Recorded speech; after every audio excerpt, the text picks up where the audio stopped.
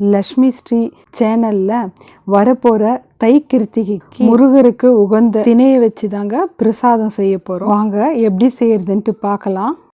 Case on பண்ணிவிட்டு கடாய் வச்சு 1 spoon நெய் ஊற்றிக்கலாங்க. கொஞ்சமாக முந்திரி திராட்சை போட்டு நல்லா வறுத்து எடுத்துக்கலாம். நல்லா வறுப்பட்டுடுச்சுங்க. இப்போ முந்திரி திராட்சை எடுத்துடலாங்க. அதே கடாயில் கொஞ்சமாக நெய் இருக்குங்க. அந்த நெய்யிலே திணை மாவு நம்ம 2 கப்பு எடுத்துக்கலாங்க. திணை மாவு நம்மளுக்கு கடைகளில் மாவாவை கூட கிடைக்குதுங்க. அப்படி சப்போஸ் கிடைக்கலன்னா நம்ம திணையை கழுவிட்டு காய வச்சு மிக்சியில் நம்ம அரைச்சி நைஸாக அரைச்சி ஜலிச்சு எடுத்துக்கலாங்க. நம்ம திணையை நல்லா வறுத்து எடுத்துக்கலாங்க. அது எப்படி நம்மளுக்கு தெரியும்னா நல்லா வாசனை வருங்க திணை. அப்போ அந்த மாவை நம்ம எடுத்துடலாங்க. ஒரு பாத்திரம் எடுத்து நம்ம 2 கப்பு திணைக்கு 1 கப்பு வெல்லம் போட்டுக்கலாங்க. அதுவே நல்லா நம்மளுக்கு ஸ்வீட்னஸாக இருக்குது. அரை கப்பு தண்ணி ஊற்றிக்கோங்க.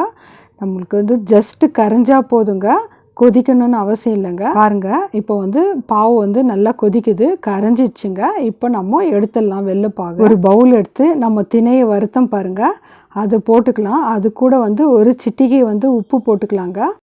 கொஞ்சமாக ஏலக்காய் தூள் போட்டு நல்லா கலக்கி கொடுக்கலாம். வறுத்த முந்திரி திராட்சையும் அதில் போட்டுக்கலாங்க. இப்போ வெள்ளைப்பாவை கரைச்சி வச்சுருக்கோம் பாருங்கள், வெடிக்கட்டி ஊற்றிக்கலாங்க. கொஞ்சம் கொஞ்சமாக ஊற்றி கலக்குங்க. வெள்ளைப்பாகு நம்மளுக்கு சூடாக இருக்கும் போதே அந்த திணை மாவில் ஊற்றி நம்ம நல்லா கலக்கலாங்க. கொஞ்சம் கொஞ்சமாக ஊற்றி கலக்குங்க. திணையில் நிறைய ஹெல்த் பெனிஃபிட் நிறைய இருக்குதுங்க. இந்த மாதிரி குழந்தைங்களுக்கு செஞ்சு கொடுத்தீங்கன்னா விரும்பி சாப்பிடுவாங்க.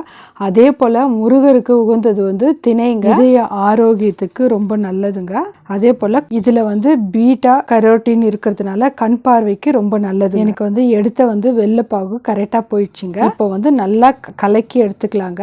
சூடு ஆறினவுடனே இப்போ நம்ம கையில் கொஞ்சமாக நெய் தடவிக்கின்னு நம்ம உருண்டையாக பிடிச்சி வச்சிடலாங்க. நம்ம கையில் நெய்னா தடவிக்கோங்க, எண்ணெய்னா தடவிக்கோங்க. நம்ம உருண்டையாக பிடிக்கும் போது நல்லா சாஃப்டாக வருங்க. இதே போல் நம்ம எல்லா மாவையும் உருண்டையாக பிடிச்சி வச்சிடலாங்க. பாருங்க, ரெடி ஆயிடுச்சு. நான் 2 கப்பு மாவு எடுத்ததுக்கு இத்தனை உருண்டை வந்திருக்குதுங்க. ரொம்ப சாஃப்டாக ரொம்ப நல்லா இருக்குங்க. நம்ம சேனலில் ஏற்கனவே திணை பாயசம் செஞ்சுருக்கேங்க. அதோட லிங்க் நான் கீழே கொடுக்குறேங்க. வேணுன்றவங்க போய் செக் பண்ணி பாருங்க. நீங்களும் இந்த தை கிருத்திகைக்கு திணையை வச்சு லட்டு பிரசாதமாக செஞ்சுருக்கேங்க. நீங்கள் செஞ்சு பார்த்துட்டு உங்கள் ஃபீட்பேக் எனக்கு சொல்லுங்கள். லைக் பண்ணுங்கள், ஷேர் பண்ணுங்கள், சப்ஸ்கிரைப் பண்ணுங்கள்.